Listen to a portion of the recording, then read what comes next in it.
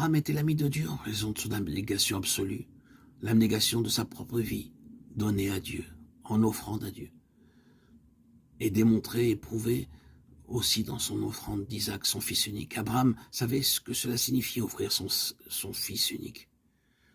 Si Isaac part, tout part. Mais Dieu est Dieu, et il a fait une alliance, et je peux me permettre d'offrir Isaac, mon fils unique. D'une certaine manière, Dieu ramènera à nouveau Isaac à la vie. Paul dit qu'Abraham croyait en Dieu, qui donne la vie aux morts.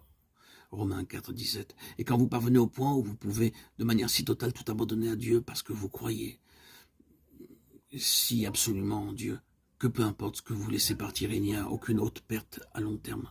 Là où Dieu est concerné, vous n'avez rien à perdre. Vous ne serez pas limité. En abandonnant à Dieu, de manière totale et absolue, toute votre volonté, votre fils unique, comme l'a fait Abraham, alors nous pourrons parvenir à cette position avec Dieu, où il était considéré comme l'ami de Dieu. Dieu semble s'attaquer à cela, ce en quoi tout est contenu, avec lequel tout est lié.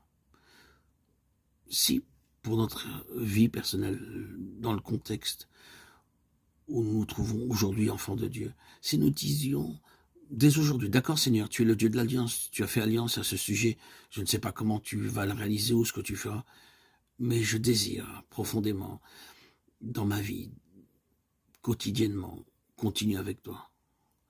Alors, ici sera le socle, la base de cette amitié entre nous, enfants de Dieu, et Dieu lui-même. Nous serons appelés, comme Abraham l'a été, amis de Dieu.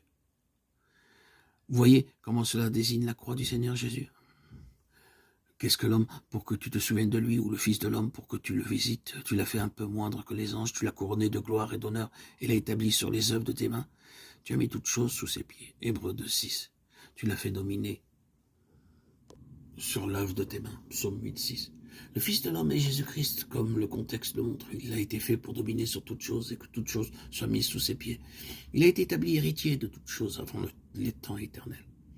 Ainsi disent les Écritures. Très bien.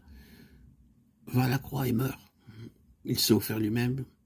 Il a donné sa vie. Et en faisant cela, tout ce qui est de l'alliance de Dieu fut mis à la croix. Mais Abraham croyait Dieu. Par-delà la croix, sa postérité devint comme le sable du désert, comme les étoiles du ciel. Tout à travers la croix. Vous voyez le principe? C'est un principe très très impressionnant. Abel établit le principe une fois pour toutes. Noé montre à quel point ce principe est absolument universel. Abraham montre qu'en relation avec l'immense dessein de Dieu d'avoir une grande multitude qu'aucun homme ne peut compter, de chaque tribu, de chaque famille et de chaque langue, le grand dessein de Dieu de prendre d'entre les nations un peuple pour le nom de son Fils, et pour le moyen de la croix, par le moyen de la porte fermée à la chair.